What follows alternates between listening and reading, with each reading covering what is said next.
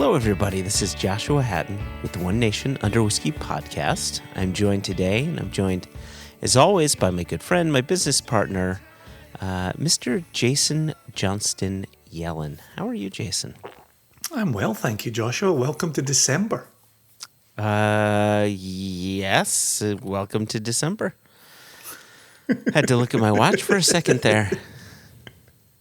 December 1 is upon us. Yeah. 2021 has disappeared in the blinking of an eye, and we're staring 2022 in the face. How is this possible? It's not. None of it is. None of it is. It's funny. My youngest wants nothing else but to be 12. Nothing else. Because at 12, he's allowed to go to the pool by himself. Oh. That is on his radar. And I keep saying to him, don't wish your life away. Don't wish your life away. Enjoy being a living. Enjoy the shortcomings of being a living.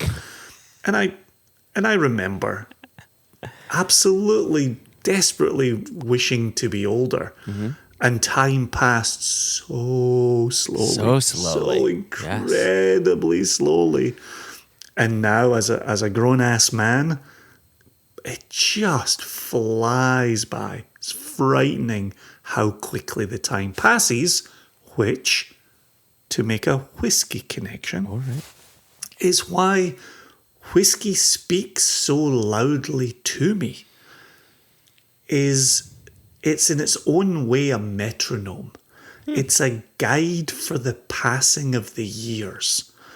And when we get a bottle, 2006. What was I doing in 2006? What was the month? It was a summer month. Where did I go that year? Who did I hang out with that summer? Like it's a series of signposts to the past. Yeah. Oh, that's interesting. I like that. I only look for 1973, right? Sometimes 1974 if I'm feeling charitable. Right. But I hadn't even thought of it. Thank you. I appreciate you being charitable. I got the reference. I don't know if anyone else got the reference. I got it. But yeah, that's interesting. You know, just before we started recording, you had talked about, looking at single casks and approaching them not necessarily from the perspective of I've heard good things about the single cask, but from the perspective of, this one, the cask was filled near my son's birthday or on the month or even on the day. And or this one was bottled on so-and-so's birthday. And I never thought about whiskey in that way. Now, I use them as signposts. I'll look at bottles and say, where was I when I got that? But I don't often go beyond the 1973, 1974 signpost, if you know what I mean. Yeah, I'll tell you one that really gets my attention. It's getting a little more expensive now. But fall of 1996 always gets my attention. Because it now marks my very real foray into this industry, into this hobby, into this passion, into this subject. That was my single malt birth at the University of Aberdeen. And so seeing August, September, October, November, December 1996, and it just really captivates me that just as I was starting to ask the questions about this whole fucking thing, right? What is whiskey? That those casks were being laid down. Yeah. They were being mashed. They were being fermented. Yeah. They were being run through stills. They were being put into cask. It's really remarkable looking back and thinking about that. And as for this year, those were coming out as 25-year-old bottles. Oh my gosh. Oh, Jesus. Which is what I mean by it's getting more expensive to have that. It's something to think about. In 1996, if we were standing in 1996 right now, and we had said, where was I 25 years ago? That would have been 1971. Yeah, neither one of us would have been born. Neither one of us been born. Listen, I have a question for you. I want to keep it on whiskey. Speaking, not like us. Speaking of special dates, my wife and I went out to the casino for our anniversary. Right? Oh, big spender. Yep. Big loser. We all we did was lose money. We had fun, but we lost money. Is there a Demi Moore style scene in any of this? Like a G.I. Jane one? I was thinking more Robert Redford Proposal. Oh, that one. No, none of that happened. I don't know if you'd be the Woody Harrelson role or the Demi Moore role. I tell you, give me $1 million and I'm fine. So everyone's got their prize. So we're. Oh, wait a second. No, this was not our anniversary. We had come back. That's what it was. We'd come back because Haida had purchased us tickets to see Chelsea Handler. And so we get to the casino, and we've got a little bit of time for some food and for some drinks. And so we went to this restaurant in there that serves great pizza, and they have video games. Now, there wasn't a table ready for us, so we had to have some drinks. I love the fact that this started out with, I've got a question for you. Let me set the scene. So continue. Yeah. So the table wasn't ready for us, so we decided to get some drinks and play some video games. We ended up playing some pinball, some Star Wars pinball. And Haida had gotten just a glass of wine. And I look on their shelf, and normally I don't buy whiskey. If I'm out at a restaurant or at a bar, I simply don't buy whiskey. I'm there for a beer. I'm there for a cocktail. I may do wine, but I'm definitely not going to do whiskey. You mean if you're out with your wife? Because you and I have been in plenty of bars where we've bought plenty of whiskey. You're meaning when you go out with your wife for a nice date night? Yes. So I want to be clear here. We were just at a restaurant that had maybe 10 bottles of whiskey. Makes sense. 3 of them were bourbon, and American bourbon? American bourbon. American bourbon. Continue. And then the rest. Get away from me. The rest were Scotch whiskey, and I think there may have been Jameson up there as well. Mm-hmm. Mm-hmm. And so when I'm not out with you, if I'm just at a restaurant, I'm just at a bar, I'm not ordering whiskey. I'm ordering anything but Our whiskey. date night looks very different. Our date night is very different. But a bottle of Lafroig 10 captured my eye. I was going to ask you if there was Lafroig 10 on the shelf. It's always on the shelf. Like Lafroig 10 is always there. And so I said, you know what? I'm going to get Lafroig 10. So I got the Lafroig 10. I got it neat, of course. And so we're playing some video games, and I'm sipping on it. I'm just enjoying. Did it come in a tumbler, or did you request a wine glass? Were you playing it low key and you just accepted what you were given? I was playing it very low key. I was just, you get what you get, and you don't get upset. And the fact that I was offered the liquid without ice, right? I was happy. So I just got it in a tumbler. And so we're playing our video games. I'm sipping on it, just enjoying the drink, And hopefully the company. And that's right, the company. And of course, and I look at our the wait staff, and she says, your table's ready. So we sit down, and I just kind of paused and thought about it, and I said to Haida, I'm really surprised that I got a whiskey. I just don't normally buy whiskey at a random restaurant when they have just a handful of bottles. But this Lafroig 10 captured my attention. And she'd said, have you talked to Jason about this, like on the podcast? And I'd said, well, no. And I did explain, that you and I have a different bar experience, but that's mostly because we're going to bars that are specifically whiskey bars, right? They're not just your run-of-the-mill restaurant. Yeah. And it got me to thinking, what does Jason go for when he's at a run-of-the-mill restaurant? And so what do you go for and why? And is it whiskey? Do you rarely buy whiskey like I do, or do you go for the cocktails? Do you go for the beer? What do you do? Yeah, I'm definitely not going to a restaurant thinking I'm drinking an entry-level pour for a price that I don't need to pay for it. I've got an open bottle at home. This is my same philosophy as if I go out for dinner, I never order pasta. Because pasta is something you can rustle up in your own home and do a good job of. You don't need to pay for it. Now, obviously, if you go out to a very nice restaurant that's making their own pasta, that's a very different experience. Yes. But I'm not going to go to a normal restaurant and pay for them to put a box of pasta in hot water for me. But they're serving ranzoni, Jason. They're serving ranzoni. That's a reference that's going to travel well. Australians are loving this. And so it's the same for me, right? And it is that Laphroaig 10 kind of. I'm looking at it right here on a shelf right beside me. I could pour that right now, thoroughly enjoy it, not think too deeply about it.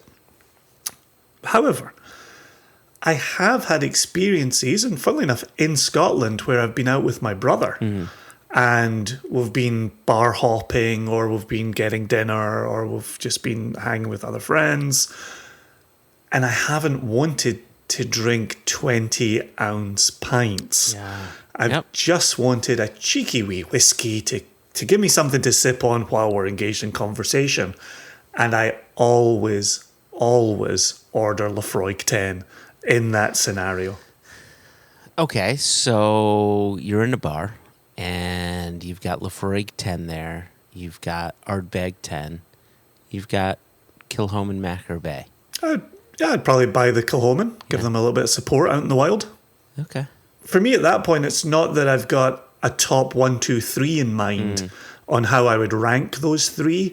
For me, it's I like all three of those. I would happily drink any of those three. And if I can get to, say, Kilchoman and have the wait staff or the bar staff dealing with that bottle of Kilchoman, then I feel like I've done something for the smaller, independently owned distiller. It's not even really about the whiskey at that point. It's not really about the price at that point, which I am curious about. What did you pay for your Laphroaig 10? That was a $14 pour at a casino. That's not terrible at a casino. Holy moly. Was that an ounce? Was it 2 ounce? Was it half a bottle? It was, as the kids say, 2 fingers. Horizontal or vertical? Those are... Or split. Had 2 tiers. The glass had 2 tiers of it. It was, it was the horizontal. It was two fingers worth of width. Like, it was a decent in a tumbler. In a tumbler, right? I would say it may have been 2 ounces worth. Yeah. Right? Yeah, 14. Yeah, it seems fine if that's your quantity. I've still got, Scottish measures in mind where it's a 25 mil, unless you get to go to some places that are still 35 mil. But gosh, 25 mil barely wets the bottom of the glass. But you can't argue with the price. Can't argue with the price. Cheap as chips. Cheap as chips. Yeah. Yep. Okay. So there you go. So you did what you would have done what I did, which was you saw the Laphroaig 10. I'll go for that. Okay. Yeah, it's interesting to me, though, that as much as Laphroaig 10 is billed as the love it or hate it whiskey, it's interesting how many bars count it among their bottles, even when they only have 8 or 10 or 12 bottles. To my mind, it's almost It's almost to peated Scotch what Jameson is to Irish. If someone comes in and says, you got a peated whiskey, you say, yep, we got Lefroy 10, boom, they order it. They don't walk away at that point. You got an Irish? Yeah, it's Jameson. Yep, I'll take some. Cheers. They don't walk away at that point. And so it's a catch-all. I think it's harder to find Lagavulin 16 on a back bar. I'm not even sure how often I would have seen Kilchoman, Macker Bay, or even Sineig on a limited back bar. Yeah. I mean, we could really get in the weeds and just see, well, how many POs does this casino want to issue to the distributor that has such and such bottling, right? It just may be that they do more business with distributor A, who has Beam products, than they do with distributor B that has Diageo products. Exactly. And to Josh Hall, what Josh Hall does to me, PO, purchase order, that's the request that goes out to the distributor to bring the bottles to your establishment. Yes, I was not talking about a post office. I was talking about a purchase order. Or a PU. That's a PU. To get PO'd would be to be pissed off. Or DQ'd. DQ. How does... To be disqualified. DQ'd. I thought that was some sort of like a Cleveland steamer or something. It's always the Cleveland steamer with you. So the reason I brought up December 1 all those hours ago is because you and I have 3 podcasts to put out this month to close out the calendar year. It doesn't close out the season. That happens mid-Feb with the mailbag episode.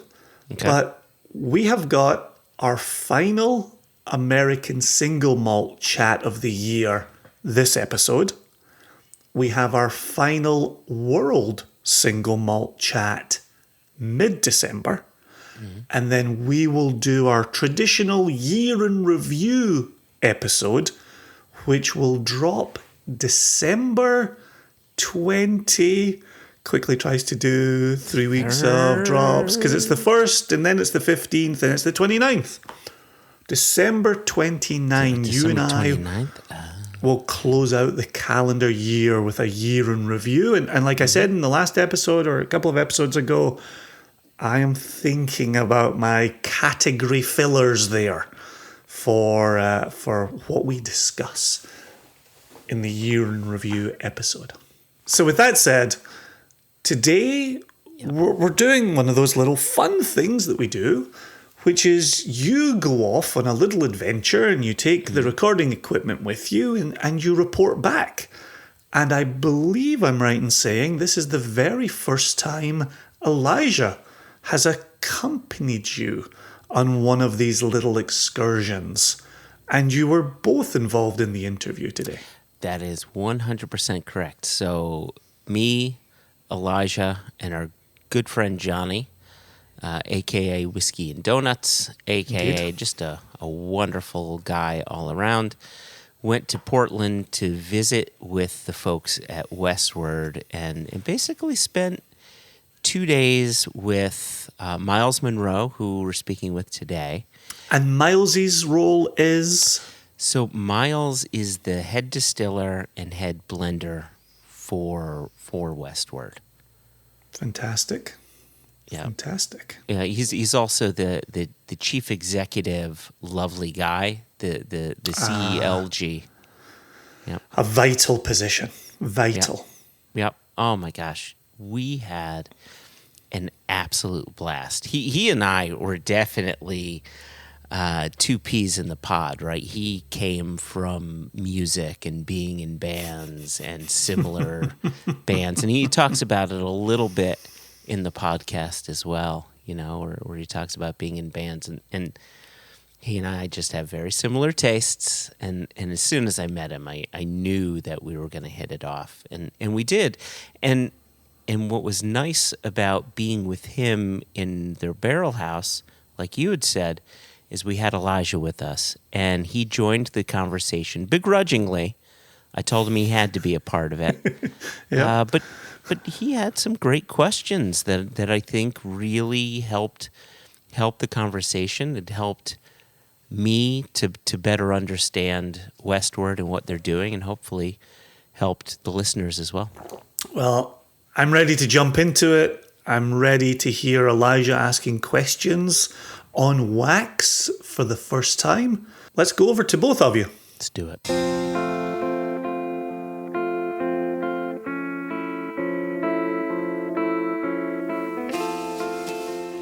So we're sitting here with you, Mr. Miles Munroe. This is the beautiful thing about a podcast.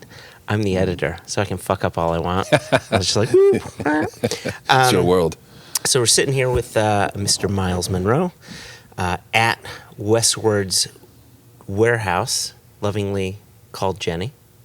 We're sitting in the barrel house, Sitting right in the here, barrel among house. the barrels, literally. Which is a really nice place to be. And how many samples have we gone through so far? We're at 9 now? We just went through 9 single barrel samples. Yeah, cask strength. You guys are champions. Really just hanging tough. Professionals.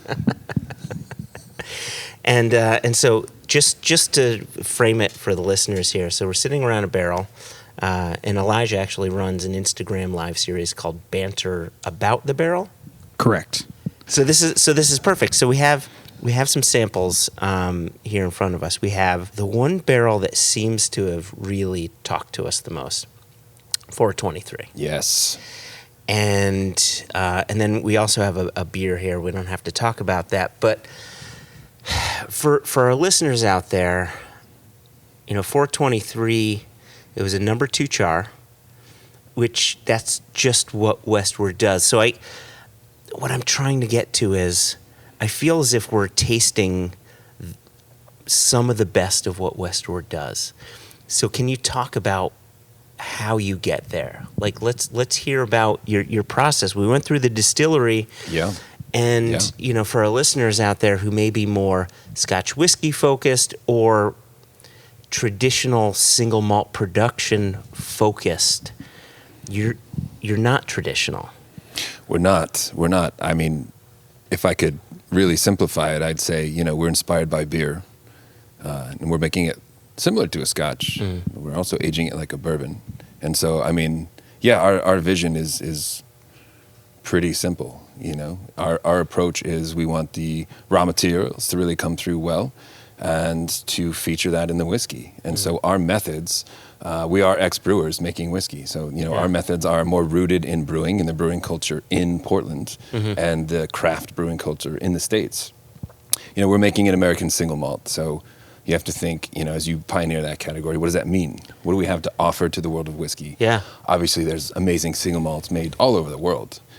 So, what is it that we can add to, the world of single malt? And yeah, I mean, again, our culture here in Portland is heavily rooted in brewing. We're all ex-brewers, our founder, myself, all of my distillers. So yeah, we're relying on a lot of that knowledge and the techniques of brewing to make our whiskey. Yeah. So, I mean, and everywhere from the beginning of the malt is base malt. It's called brewer's base malt. It's just pale ale malt is what we're using, Okay. It's a high color malt, so it's kilned a little longer. So it's got a little more of those Maillard reactions, a lot more flavor in the grain. And then we're using a brewer's yeast. We're using pale ale yeast. It's actually what brewers call the Chico yeast. It's the Sierra Nevada pale ale yeast strain. Okay. Yeah. So, I mean, right away, we're just taking a hard left and going somewhere else with it. Yeah. That isn't to say we don't have reverence for whiskey and for, tradition that's come before us. We definitely do. We just think there's a lot more room for so much more flavor to be expressed in whiskey. Yeah. I feel as if this approach to single malt production, American single malt, right, is taking a very different approach than Scotland and Ireland, where, when they make single malt and so on, where the focus is always on the cask.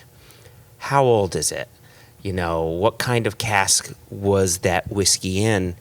And you guys are you're really front loading a lot. That's the word. Right? Yeah, absolutely. Yeah. Yeah, dude. Yes. And, yeah, go ahead. Yeah, I mean, the majority of the work and the care that we put into this whiskey is up front. So I love front loading. That's a great term for it. TM. Yeah. Oh, it's all yours. Yep, okay, yeah, cool. But that's it. That's where most of our focus is. because we're talking about flavor development and where you get flavor from, and we are much less cask focused. Definitely the grain, the yeast as well. I mean, it's a long fermentation. It's 96 to 120 hours. Wow. Low temp, 73, 74 degrees. Really just a cool, long fermentation, especially for a whiskey, and especially for an American whiskey. It's in, closed stainless steel tanks, right? So, yeah, it's very much a brewer's fermentation. So, what does that cold fermentation do? Like, why are you looking for a colder fermentation as opposed to a warmer fermentation? Does it develop flavors? Does it allow the yeast to live a bit longer? What's going on there? I mean, a lot of things, and those for sure. So if your fermentation is too hot and you're stressing out your yeast, they're going to produce a lot of off flavors, what we would consider flaws, really. Yeah. These congeners that, can be read as, like tar, burnt rubber. I mean, that actually then translate through the still as these really like solventy, kind of unpleasant, nail polish remover, paint thinner, which, I think distillers can, in the moment when they're making their cuts, decide on, where they're diverting that to, when they're going to start collecting their hearts, the shape of their still. For us, our philosophy is why even create any off flavors to begin with? Yeah. Really. I liken it often to minimalist cooking. I said that earlier today when we were walking around the distillery. It's getting excellent raw ingredients, treating them well, not manipulating them too much, and really letting those shine through. Yeah. And that's the idea. So, when we're done with our fermentation, when our wash is on its way to the still, it already tastes great. I mean, you guys got to sip the wash earlier today. It's an unhopped pale ale, really. Yeah. It's really pleasant. And in that way, it's also a minimalist approach to distilling. We have these custom stills that have very short columns compared to the size of, the pot, the body itself. Even the line arm, what did you call it? Like cute or adorable? What's the word? I think I said adorable. Adorable. And I also thought it was dainty. Like it was just so, it was like drinking tea and your pinky's up. Yes. That's what it is. Pinky's up. Yeah. Well, so it's a very short run through the line arm, and it's angled down. It's angled aggressively really down steep towards the condenser. Yep. So, so really that cool fermentation is key to everything because it's making a really flavorful, really wonderful wash that doesn't really have too much in the way of flaws. Yeah. And then we get to have this, low reflux custom pot still retain all of that character. Okay. So very important. So, so that's your fermentation DNA, right? That's how you get to it. This will be sort of a longer question here. So one of the things that fascinated me, because I didn't know this until last night, is you guys started in 2005, which is really early on for the craft distilling movement within the U.S. And so you spend a lot of time figuring out your beer, figuring out your wash that you're going to distill. And then you distill it, and then it becomes a whiskey. And I'm curious, was there a point, or maybe this has happened a few times, where you said, you know what, we're not loving how it's turning out. We need to adjust the fermentation. Was there that tweaking back and forth? And you know what I mean? Yeah, absolutely.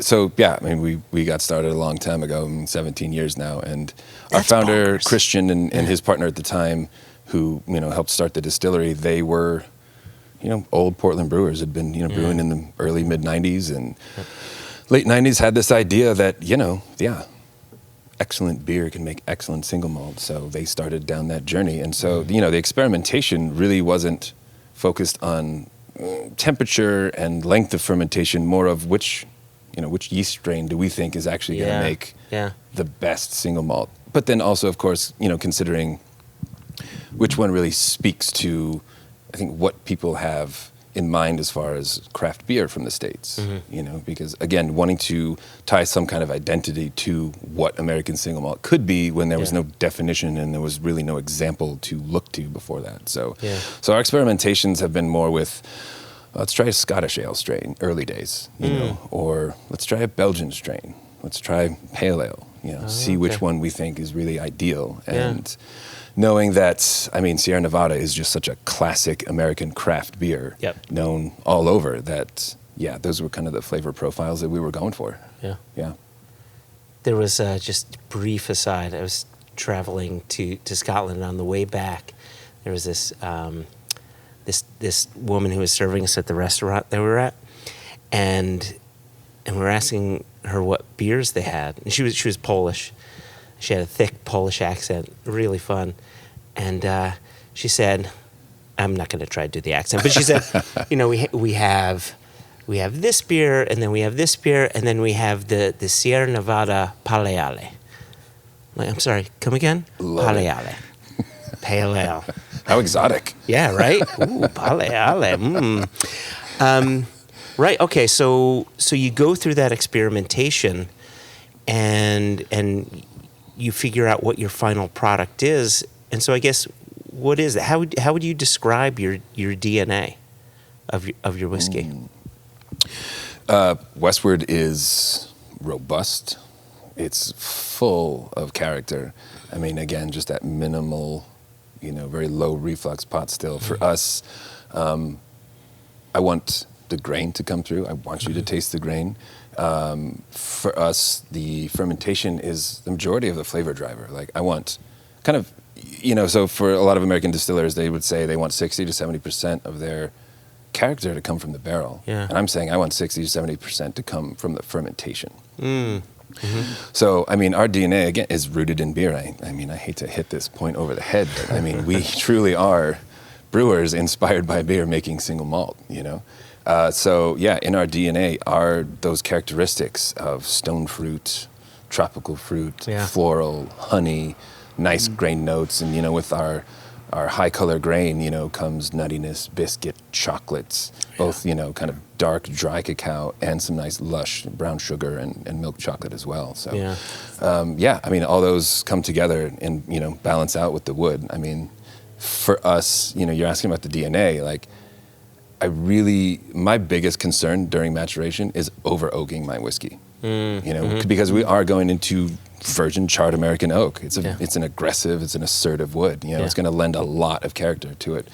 So, we don't really feel like age statements are something that apply to what we're doing. I say we age to taste. It's all about maturity. If that whiskey's ready, then it's ready, and I'm going to put it in a blend. So generally that's 4.5 to 6 years, anywhere from there.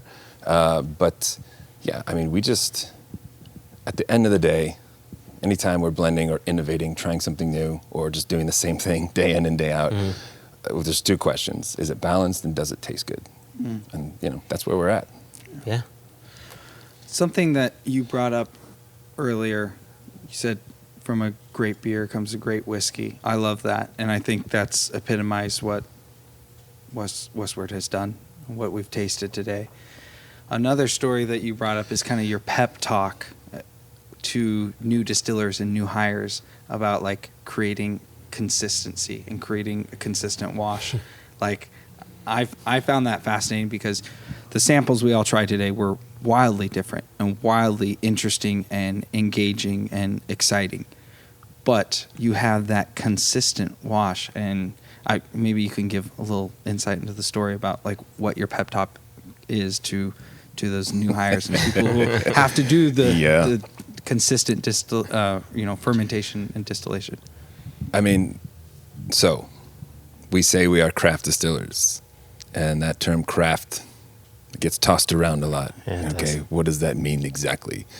Well, to me, a craft, whether it's making whiskey or beer or carving wood or whatever your craft is, to me, that means, like, I don't think you're ever going to master it. It's just every day going in and doing what you did yesterday, but trying to do it just a little better. Yeah. Or trying to learn a bit more about the process. To me, that's a craft. And so, yeah, the pep talk, which, some brewers understand and some have no interest in, is, I hope you like lager brewing, because that's basically, day in and day out, you are making the same thing. Because as you guys tasted with the single barrels today, each one, even, we tasted two that were from the exact same run off the still, and were very different whiskeys. So if we don't have consistency at the beginning with the wash, I mean, my job as, the blender would be impossible. So that's just, and here's the thing. there's so much innovation going on with craft distilling right now, and it's wonderful to see. People sometimes ask us, you know, are you going to make a rye? Are you going to make a bourbon? You guys, seriously, you're just stuck on single malt? And it's like, yeah, I don't think we want to do anything but single malt. Wow. And, you know, we want to keep making American single malt and just continue to elevate that category. What a weird thing to be saying, like, you're stuck on single malt. It sounds almost negative, but I think you're, like, you as well as, you know, I know there's the American Single Malt Whisky Commission, you know, and you guys are working with the TTB to create this new category of American single malt. If you're being stuck on something, you're being stuck on something that's going to explode in a really good way. Look, I mean, we're not looking at American single malt as some kind of passing fad. Yeah. Like, we are putting a stake in the ground, and this is a category that we think has so much potential to be one of the best whiskeys in the world. Yeah. So, yeah, I mean, you know, whiskey's fun, and we, of course, love to have fun with it. At the same time, yeah, this is our craft. This is our mission. Back to Elijah's question, because I thought it was really good about that consistency of creating your wash. And you can make lager every day, and it's going to be the same or it's going to be slightly better. But then, like you had said, we tasted 2 barrels that were filled on the same day, and they were wildly different. Is that frustrating? Is it exciting? What's your approach there? There is a Zen approach to whiskey you have to have, or it will drive you mad. Yeah, absolutely. Yeah, if you can't handle that, it's not the thing to do. Definitely. Yeah, I mean, we are, of course, always striving for consistency, but at the same time, I don't feel like from batch to batch as I'm blending, it needs to taste exactly the same. Mm-hmm.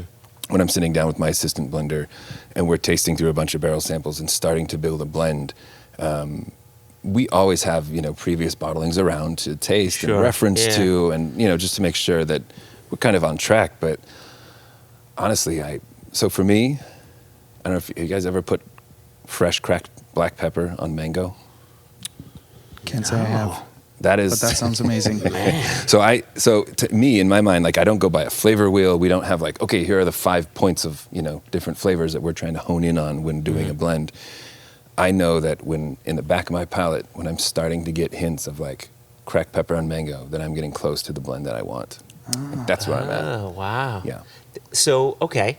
So that's your DNA. Is that, you know, there's a lot of people that will refer to a distillery as having a key element, right? Balvenie is the honeyed malt. Glenallachie has the butterscotch, and you know, Ardbeg is ashy, and Westland is known for being chocolatey, you know, with their 5 malt blend. Like, is that cracked black pepper and mango that's your signifier there? Absolutely. Yeah.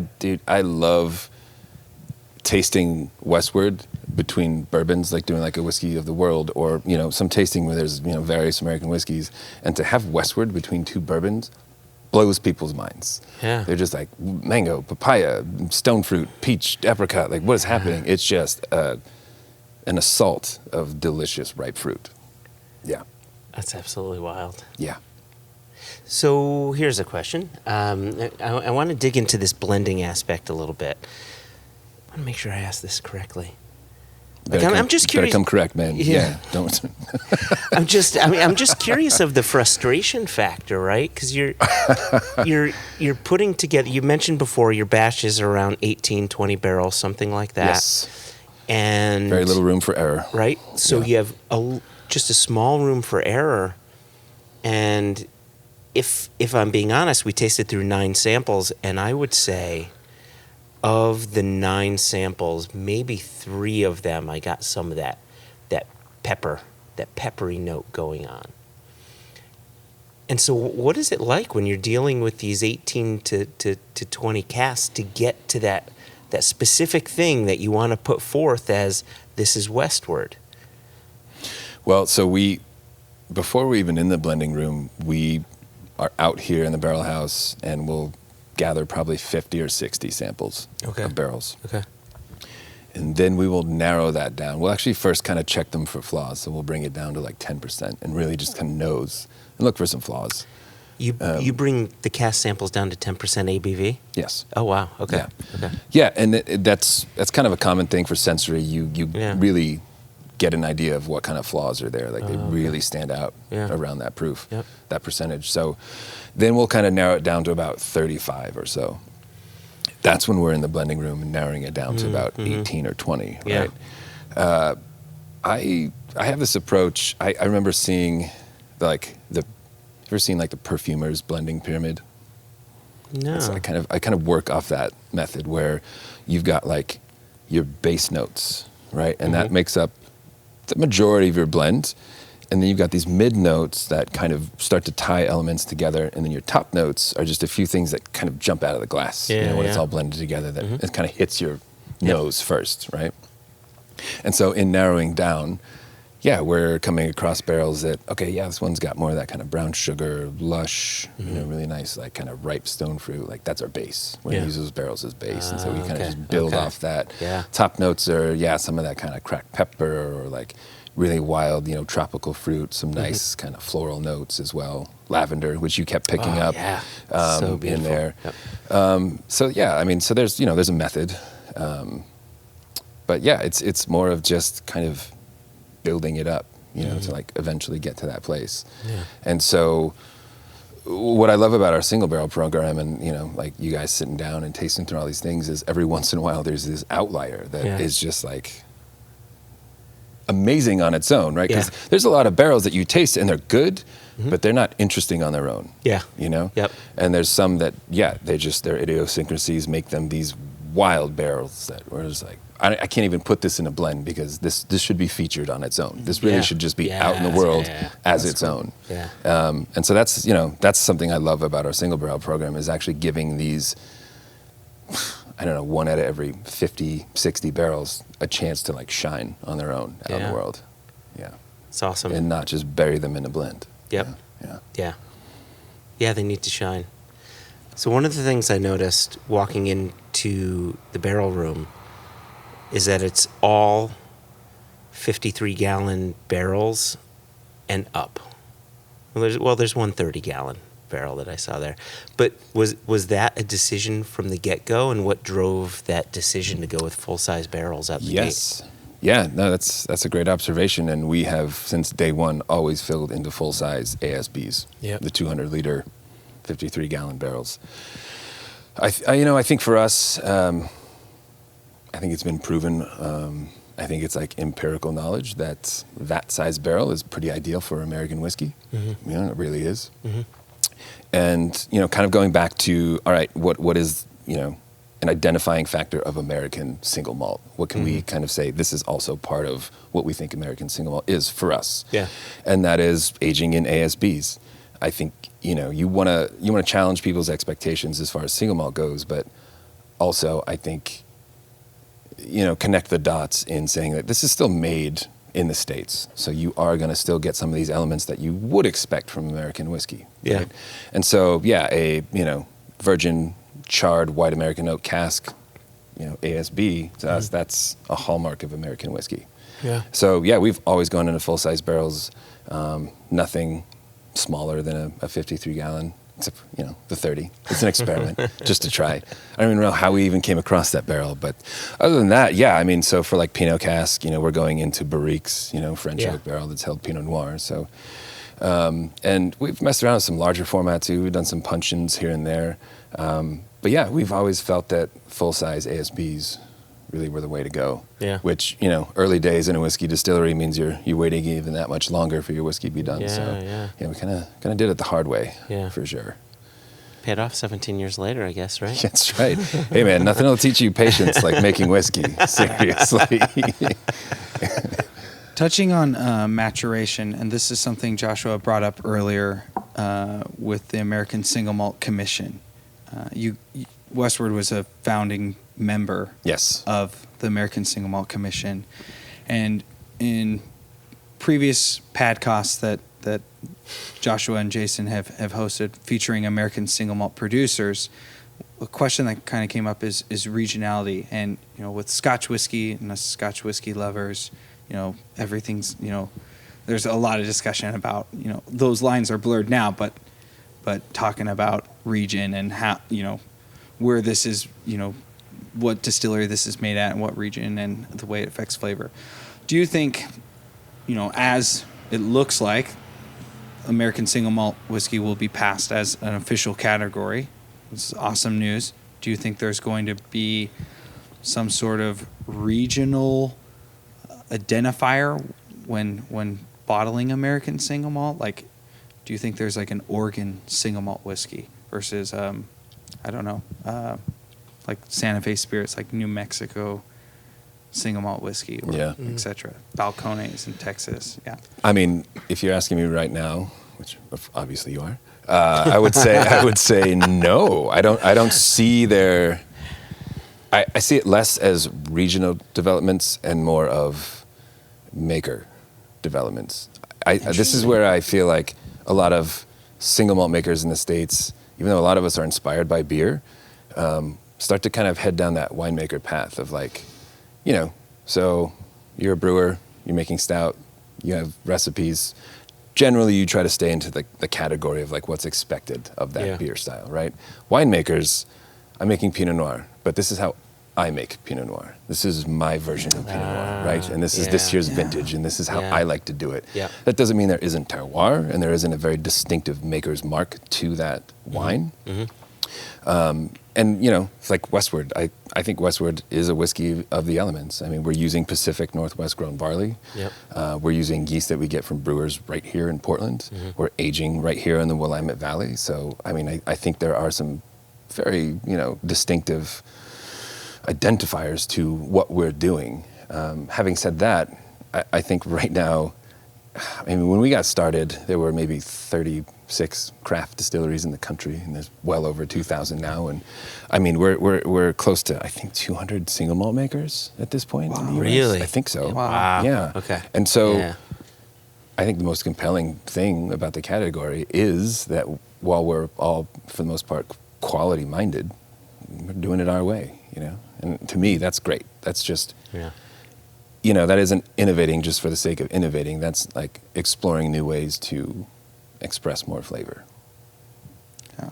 I said this earlier, whiskey's 5 elements. It's grain, it's yeast, it's water, it's wood, and it's time. Yeah. And even just the smallest tweak of any of those, and you're getting something entirely different. Not just that different element, but how it interacts with all those other elements as well. Yeah, exactly. That one little left turn takes everything else with it in a fun way. Exactly. Yeah. American Single Malt Commission, like the standards, the guidelines, the rules, seem to have kind of a openness to and gives the freedom for a lot of distilleries. There's good standards there, but there's also a freedom depending, what resources what raw resources you're using, maturation types, maturation time. Like there's no limit, for example, on that.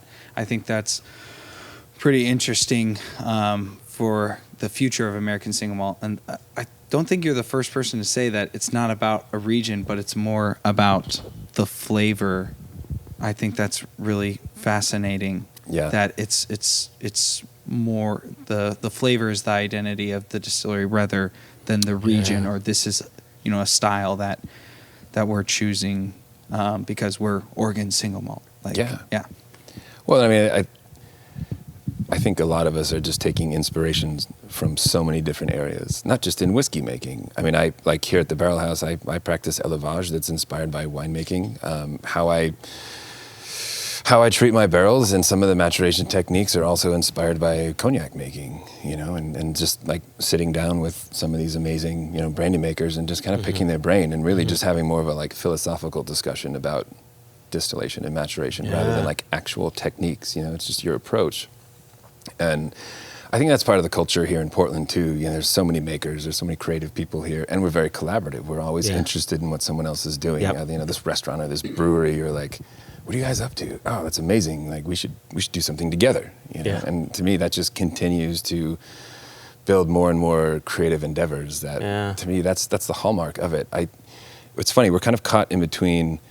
So like, there's so many rules in Scotland about whiskey, and then there's so few rules about whiskey in Japan, and you kind of see how that goes in, in both exactly. ways, right? Yeah. And so for us, informing the Single Malt Commission was like, okay, let's have some guidelines, some things that I think can give, whiskey lovers, consumers an idea of somewhat of what to expect, just some standards, you can say.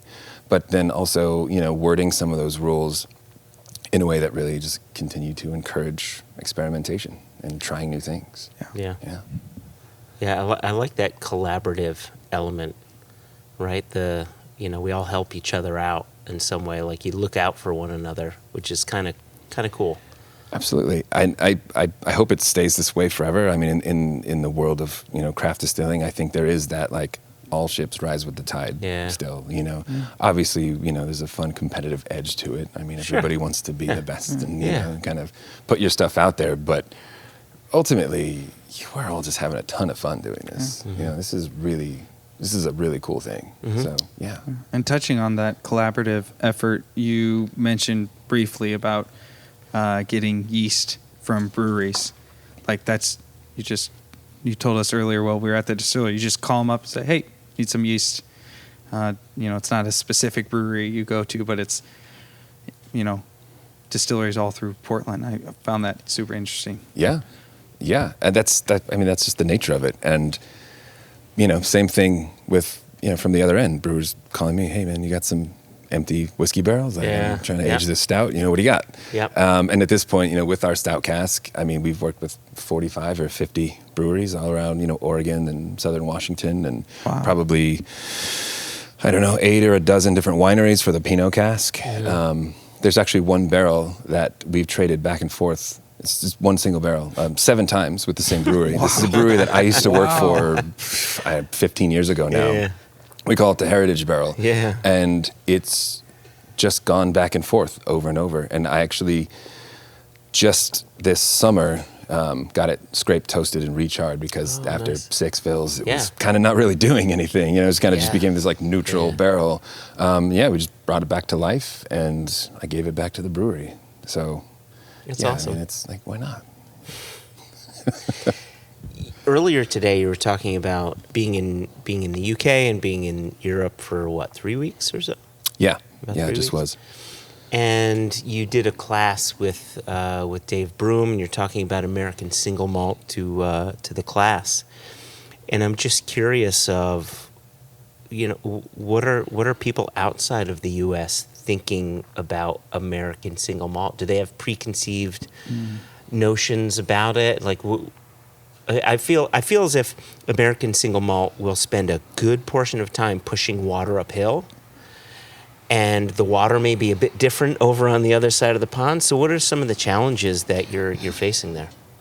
Well, yeah, we've been pushing uphill for quite a long time, mostly here in the States, which, so, we've launched in Australia, and we've been in Europe for a couple of years, and honestly, the biggest hurdles have been here in the States. Oh, wow. Yeah, I think people just tend to struggle with understanding why we're not making bourbon, Yeah. Why aren't we doing that? Yeah. So just being over at like Whiskey Live in Paris, and then the whiskey show in London with Dave Brum and I and Chris from Westland all talking about American Single Malt. Yep.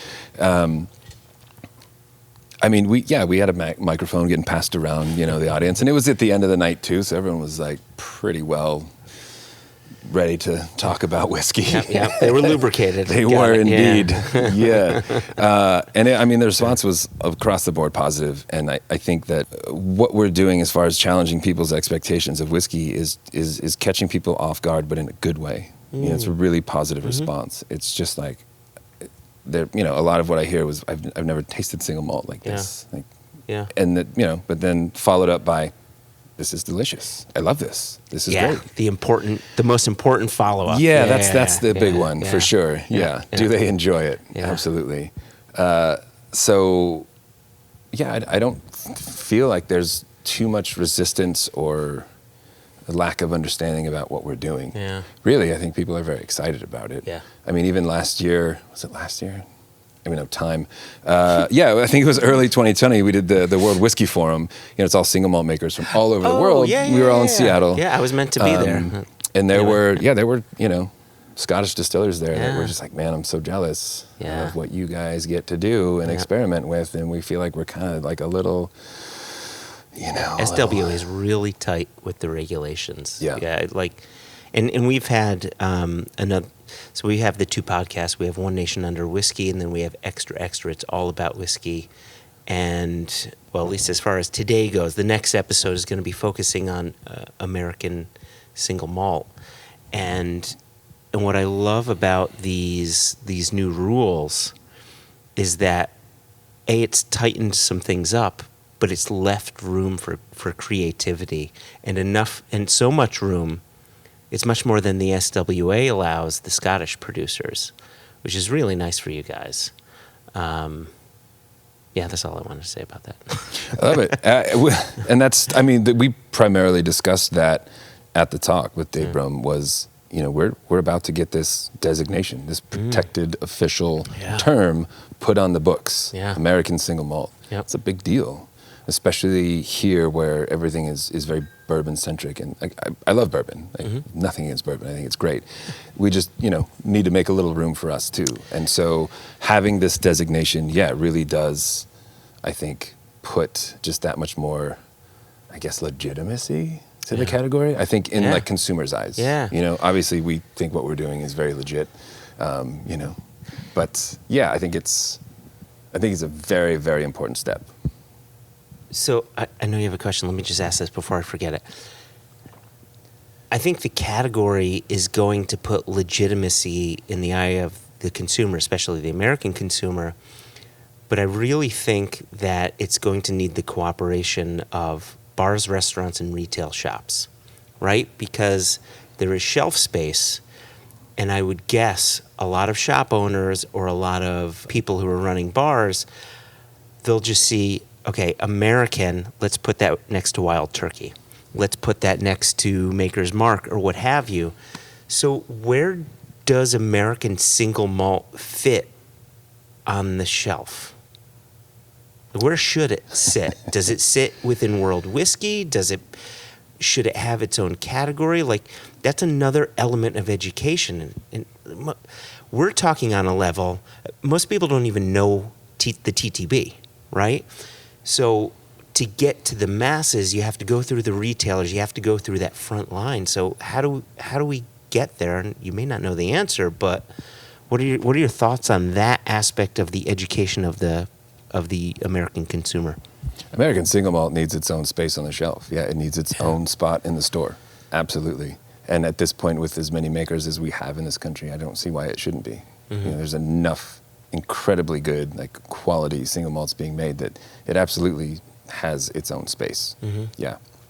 And, over the years visiting and, different liquor stores and seeing, it's a fun game to walk in, it's different now, but okay, where did we get put, here? Oh, we're with Japanese whiskey. Okay. Why? And, so again, I think our biggest hurdle is education, and across the board. We've always taken the approach at the distillery that, we want to be heavily involved in the restaurant scene.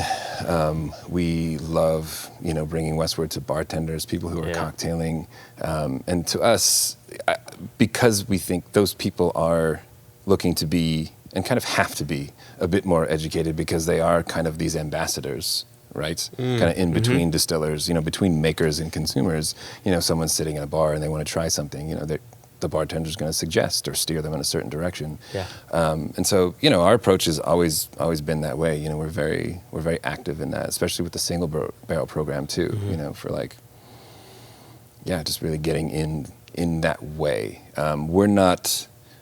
I'm more inclined to set up a whiskey dinner with, a restaurant or a chef that I really love and pair my whiskeys with their food than just go into a liquor store and set up a table and try to taste people on Westward. That doesn't make any sense to me. It doesn't. I would rather show them our passion and our creativity with someone else who shares that same passion. Yeah. Really. That's how we like to do it. Beautiful. Yep. Yeah, my question was, you seem to have a really good response outside of the U.S. and really receptive and really responsive to American Single Malt. Like, yeah, totally, bring it on. What do you think is the, as Joshua said, like kind of running upstream? Like, what is the uphill battle with American Single Malt in America? Like, it's still, even though this category has been growing and becoming more and more legitimate. It's always been legitimate in our eyes, but it's just like, what's the disconnect? Is it like the love of bourbon and rye and that tradition, or is there? I think it's as simple as the word whiskey, because when you say whiskey in the States, people assume you're talking about bourbon. Maybe rye.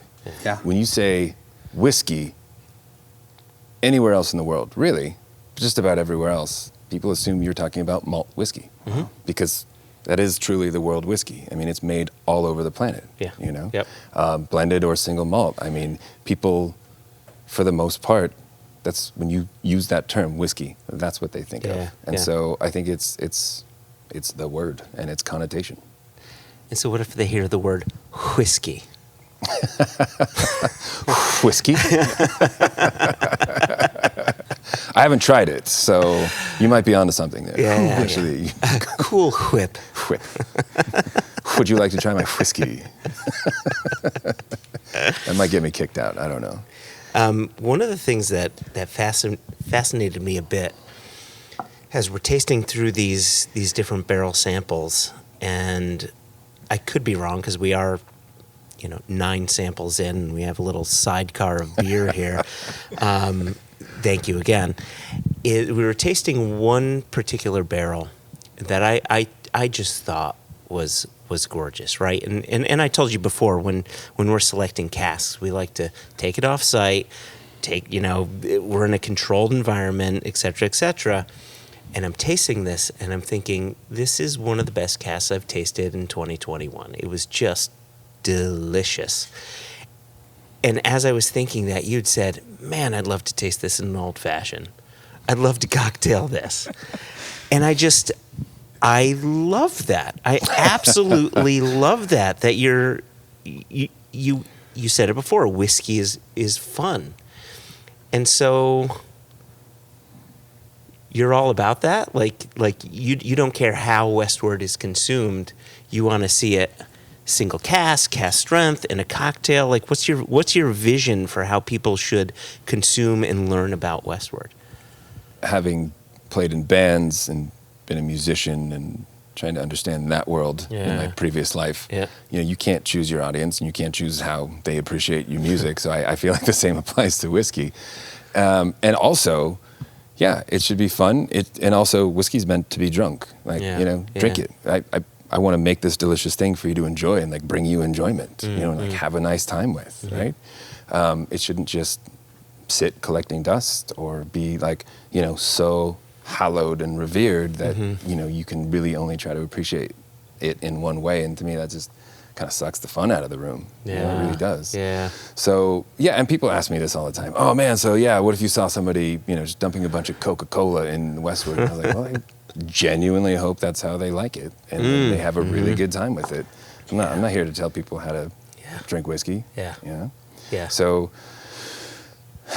I mean, okay, I've never actually seen anyone dumping Coca-Cola into Westward, so I can't give you a true account of how I would respond to that, but I really it's meant to be enjoyed, so I hope people enjoy it however they want.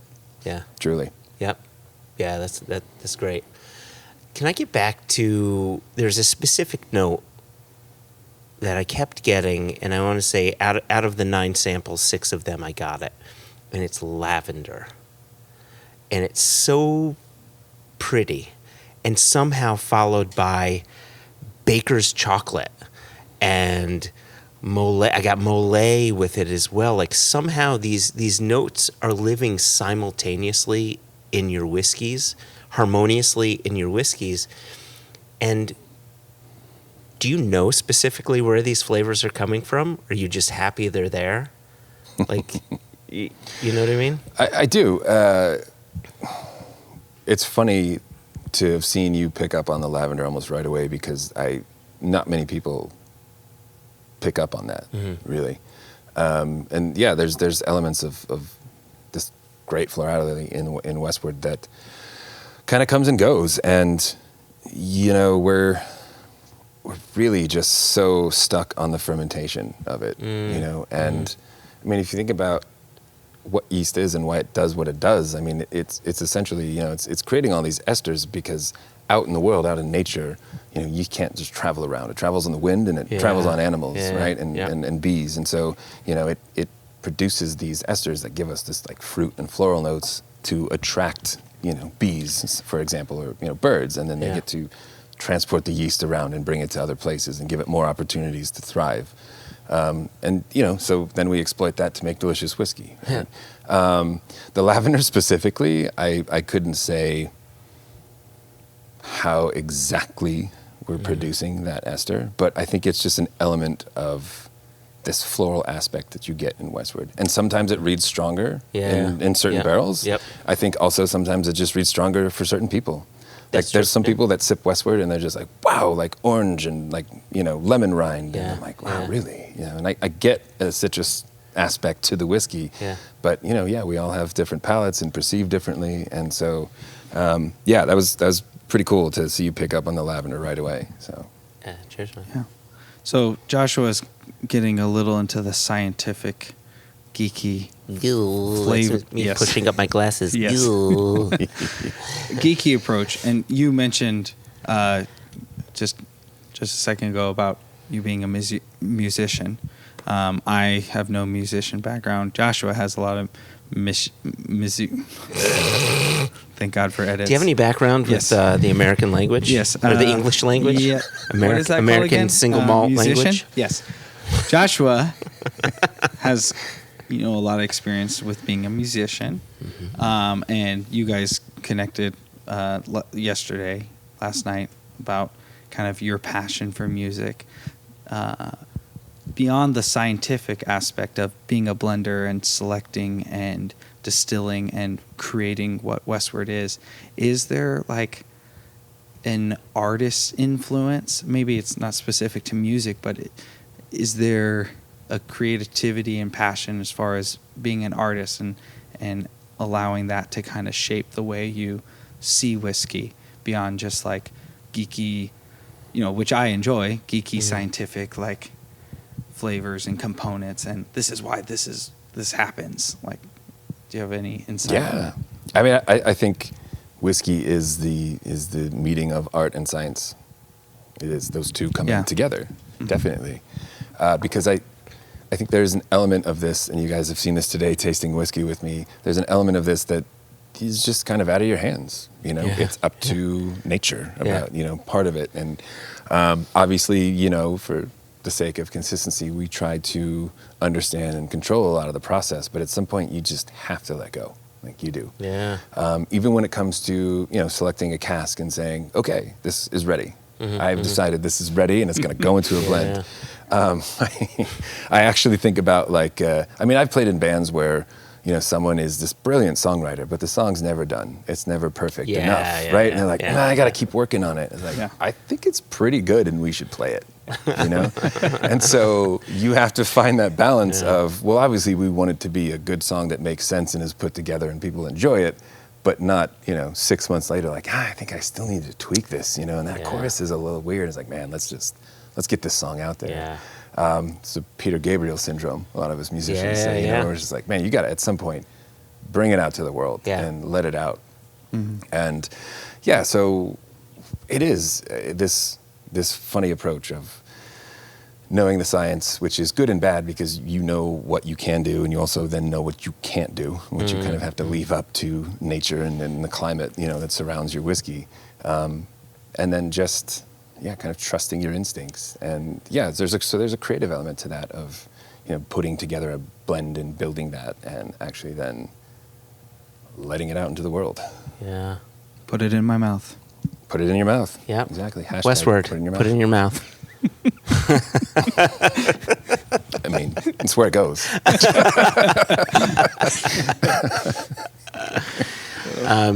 One thing that I want to clarify a little bit here is, we're talking about this whiskey being produced from a brewer's perspective.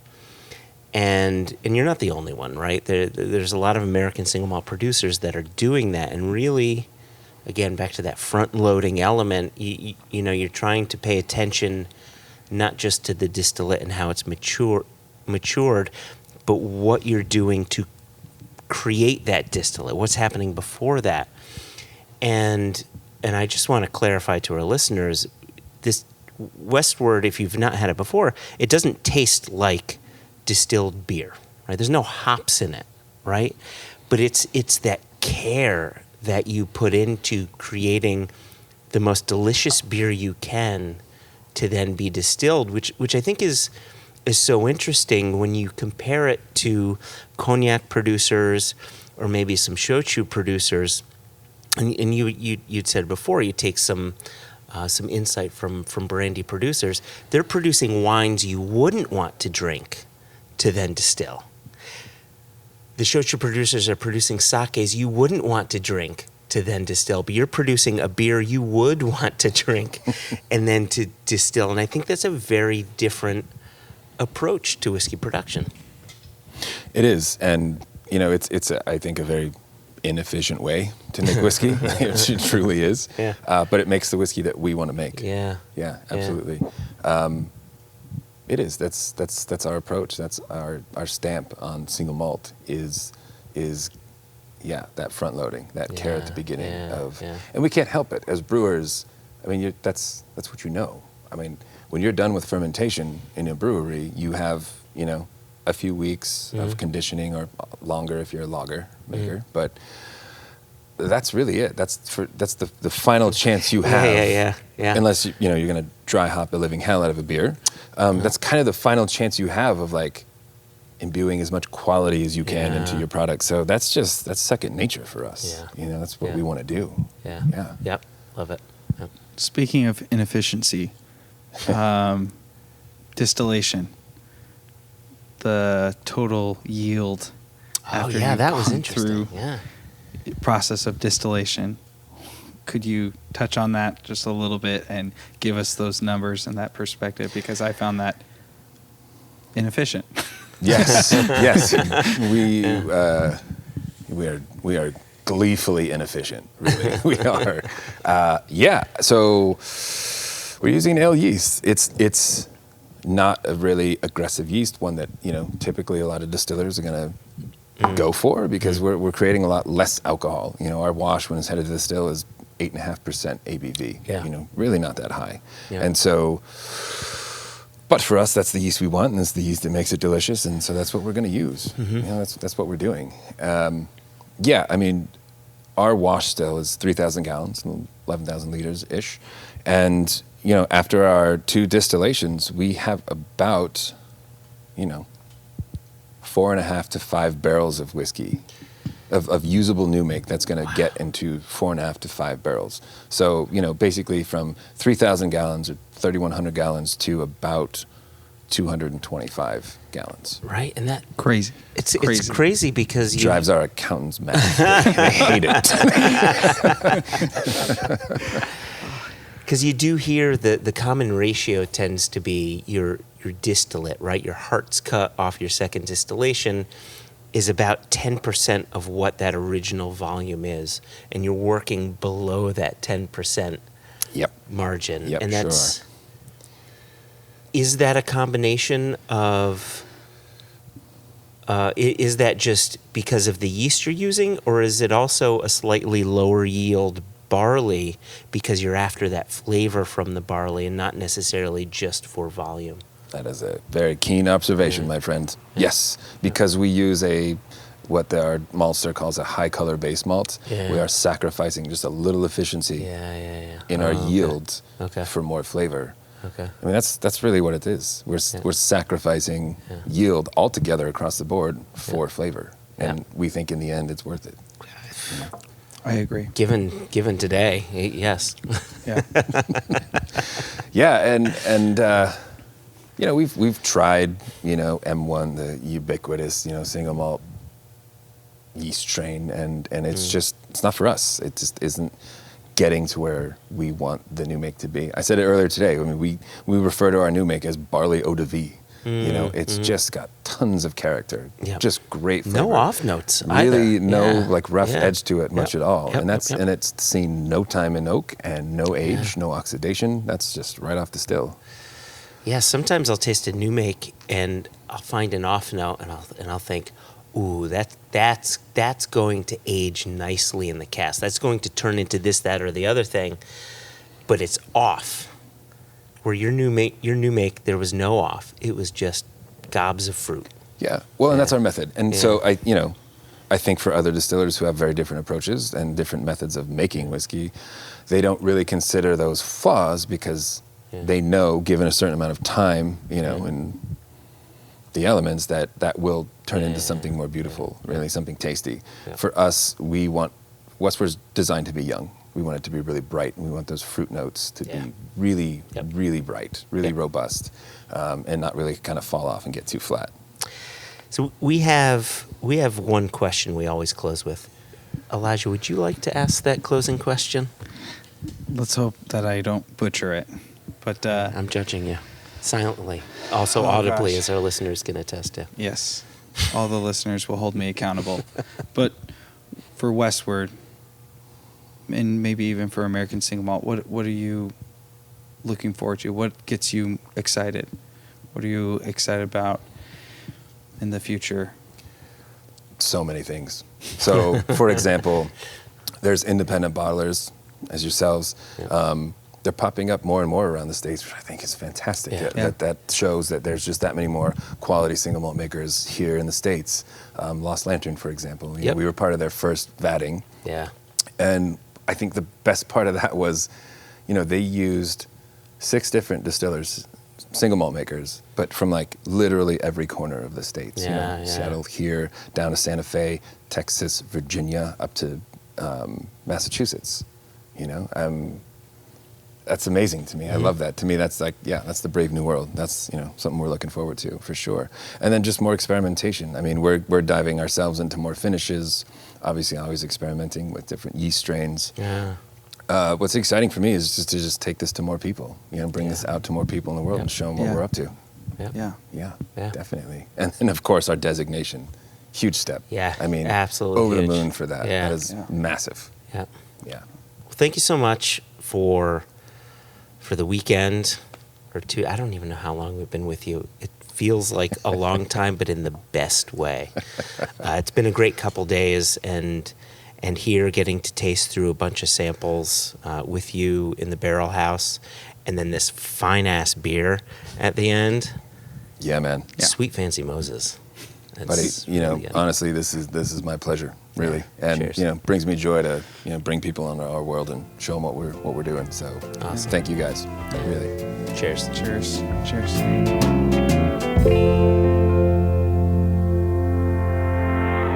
That was excellent. Thanks so much to you for making the time for that, for Elijah for rolling up his sleeves and jumping in, and obviously for Miles for sitting down and taking all those questions.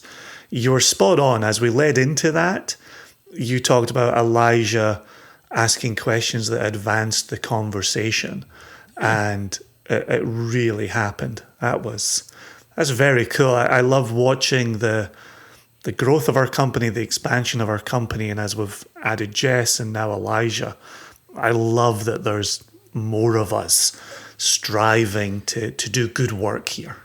Yeah, we'll get him on more and more. I thought his questions were good. You could tell, I mean, you heard it in his voice. He was a bit nervous to, be asking this question while being recorded, but the question was there and the question was good. So he'll get over that nervousness and he'll continue on with the good questions. He can go back and listen to our episode 1 anytime he wants. So yeah, right? I think we're going to be very generous here. Very, very generous. Interesting there listening to the focus on brewing. And not too long ago, we had good conversation with our friends at Copperworks, Jason and Jeff over there. Focus on brewing happening there. Here we are still in the Pacific Northwest, down in Portland with Westward, that same focus on brewing and the idea that you get out what you put in. Do your work early, earn the rewards later. And in listening to Miles in his role as a blender, it was wonderful hearing about those payoffs that he experiences from having the brewers make the very best lager possible. Yeah, it was really interesting to get that perspective. Granted, single malt producers in Scotland are doing exactly what he explained, right? They're making a consistent wash to then be distilled so that in the end, hopefully the blending process is easier. However, it's quite clear they're going after very specific flavors. And it gets back to this idea of front loading, of putting the work in early. Like you had said, you put the work in early to get very specific flavors. You may suffer in yield, but in the end, what you're doing is you're set out to make a very specific flavor profile, and hopefully, if you've done things right, in the end, the blending should be a bit easier if you've had that consistency in fermentation. And it really amazed me that you taste their wash, which is just an unhopped lager. It's really delicious. And that's all it tastes like, though, right? Just a nice, clean, unhopped lager. But then all of a sudden, lavender comes out of it, and mangoes, and chocolate, and dried apricots, and all of these flavors through distillation and maturation. It's just wild to me what can come of it. Well, we're clearly fans of the L word. That little bit of lavender can go a long way. Did you taste any samples where that lavender became more pronounced? So let me set the record straight here. We selected for Single Cask Nation 2 casks. Cask 423 had a bit of lavender on it, which I was really drawn to. And that one, I think I mentioned it in the recording, or I know I mentioned it in the recording, but I'm trying to think. And I know we just re-listened to it, but I made a comment where I said one of these casks was perhaps the best cask of whiskey, single cask, I had tasted in 2021. It's a hell of a claim. It's a hell of a claim, and I think it was Cask 423. It had to have been Cask 423. And just that delicate lavender just hugging the backbone, right? Where that backbone is the stone fruit. It is that chocolate and just this luscious quality to it. But the lavender is never too far away. So we selected that one, and then we selected a second cask, and this was actually Elijah's favorite of the trip, and that was cask number 304. So cask 423 is their standard number 2 char and their standard yeast, their standard malt, etc. Cask number 304, the char is the same, the yield is the same. The difference is they're using an extra special malt in this, so it's a slightly different type of barley that is giving us a bit more funk going on, a bit more heft to the overall experience. Okay. And a second ago you said the yield is the same. Did you mean the yeast is the same? Sorry, I did mean the yeast is the same. Cool. Yep. Apologies. I figured. I just wanted to be clear for the listener. That sounds excellent. Sounds lovely. Clearly, here we are in December of 2021. We're not going to see these until 2022, but it's exciting that there are more selections out in the world with our name on it, and the spirit of collaboration looms large. That it does, and I'm looking forward to the next 2 that come after this. This is only the start of our relationship with Westward, and this is something that, Jason, you and I have been trying to do since we started the company. is when you start a relationship, you maintain it and you nurture it, and Yep. and that's done on many levels, and part of it is just that gospel. I have had bits and bobs of Westward before going to the distillery. I knew enough, right? But it wasn't until actually spending a couple days with Miles and just spending some time at the distillery where I got to explore more of their standard releases. And like their Pinot Noir cask now, I can't get enough of it. Like this trip has turned me into a casual appreciator of Westward and converted me into a huge appreciator and someone who wants to spread the gospel, not just through our own bottlings, but to tell people about the Pinot Noir cask, tell them about the stout cask, tell them about some of the other bottlings that they're doing. Right, we do this with every distillery. That's exactly what I was thinking. Yeah, right. This is why we're in it, right? Yeah. And I come back to an old story. Gosh, 8 years ago now. Gosh, when I was in LA and there was a chap at the tasting who had said, "I'm in the nation now. I'm in the nation for the long haul. You guys are curating whiskey for me." The world of whiskey, and this ties in beautifully with where we started the episode, you know, the world of whiskey is huge. There's so much to know. There's so much to learn, so much to discover. When you say, have a look at this distillery, it goes a long, long way. And from this year, going down to Virginia Distillery Company for the first time, they're now somebody we wax lyrical about. Obviously, we've got our long-term friends at Catoctin Creek, at Westland. We've got Jason and Jeff at Copperworks. Here's Miles at Westward. Like, these are people we're learning about, and putting out there, talking about, and saying, hey, there is a lot to select from. Give that a try. Give that a look. What did we say earlier about if Kilchoman was on that restaurant whiskey list? I'd give Kilchoman that little, indeed. that little nod. And so, it's exciting. I love it when there's new discoveries being made and new discoveries being shared with the nation, with the podcast. That's why we're here. Yep, exactly. So normally at this time, we would be calling in the paper boy because we would have news to share. We don't have news to share this time around. Nothing new. Is there something maybe I'm not thinking about, Jason? Well, let's give them a gentle shake. Maybe there's 2 or 3 things we could talk about on the other side. Extra, extra! Read all about it! Life story of Playboy Penny! Extra, extra! Extra, extra! Read all about it!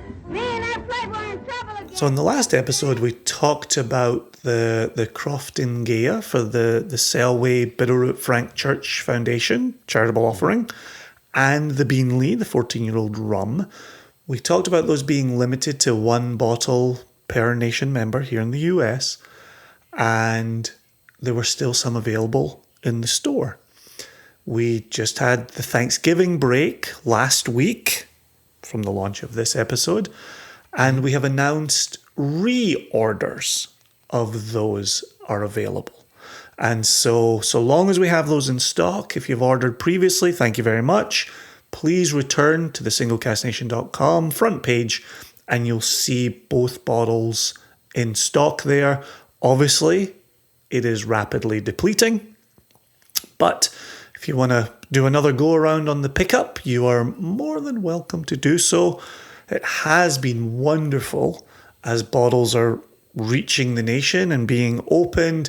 Hearing how much people are enjoying them is music to our ears. Wow, a 16-year-old peated Highland single malt and a 14-year-old Australian rum. They're great things to drink through the festive season, through the end of November into December, New Year. Those are things for sharing. Real good bottles for sharing. Yeah, speaking of which, I took a bottle of we took a bottle of our Beanley and our Laughing Frog bottle to the Owl Shop here in New Haven. And so the shop owner there, Glenn Greenberg. So Glenn was there. Yoni Miller, our cigar czar, was there.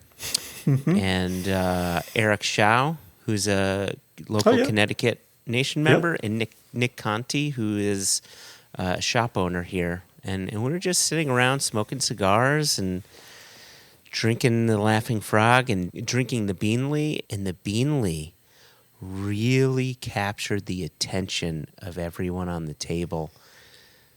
No one, not a single person, myself included, I had to go back and do a double take on the ABV. You would not know that it's 65.1% alcohol.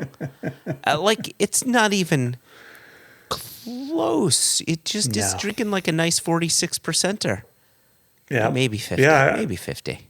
Maybe 50. I was telling you that before we hit record over here. Like the other day, my sample bottle came in from the company.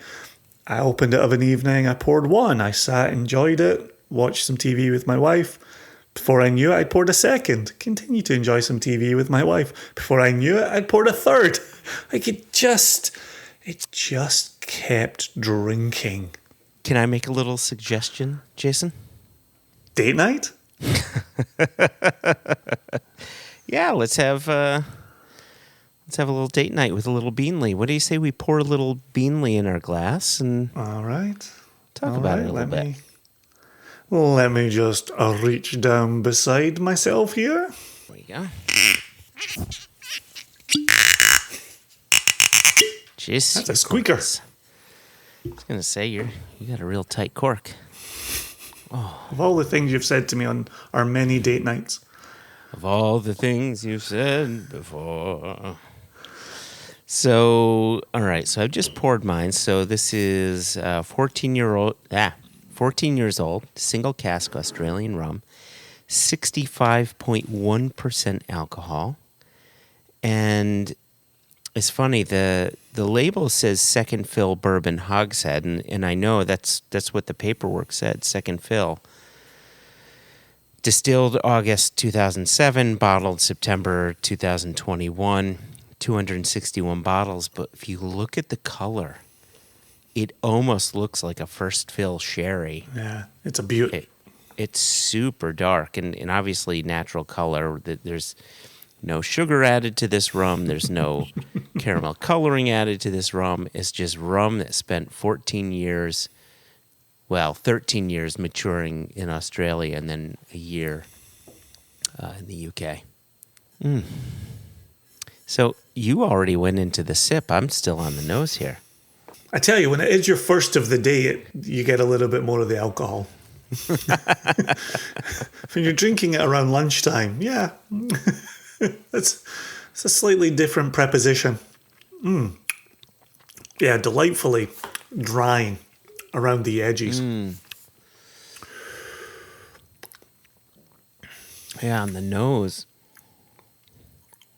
It's really fruity on the nose. And I know, sometimes when you're trying to figure out the fruit, I don't know if you do this, but I do this sometimes. Like I'll nose something and I'll get colors of fruit, right? It'll start off with like red berries. Yeah, red berries or yellow fruit, which may be mango. It may be, it's something like that. And so green wine gums. That's a fruit. Yeah, there you go. And so for me, it's wait, green wine gums are a fruit? Wait, what? You're making sure you're speaking to somebody from Scotland over here. Yep. Take your fruit to school. Okay, Mom. Give me the pack of wine gums. But it really is. It's all fresh mango on the nose. It really is nice and fruity. Yeah, the thing for me is the rum notes to it are so obvious that it's almost like me when I'm dealing with a peated whiskey. I don't focus on the peat. I don't delve into the peat. I don't envelop myself in the peat. And in this case, I'm not focusing on any of the rum characteristics. For me, it's that oakiness. It's the wood presence that really captures my attention first. And I'm not disagreeing with you. It is sweet. It is fruity. It is unctuous.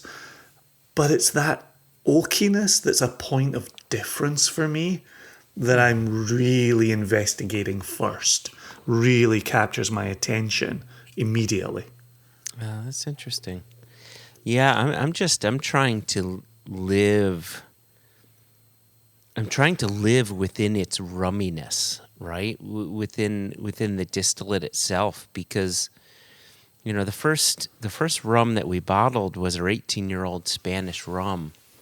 It's 49% alcohol, if I remember correctly, and that rum was matured for the most part continentally. In other words, not where it was produced. So, the producer was located in the Spanish Canary Islands, but the rum cask itself spent most of its time in the UK. And so you had this rum that was almost like a rum for whiskey drinkers, and not necessarily a rum for rum drinkers. It was still a great product, but it wasn't a rum for rum drinkers.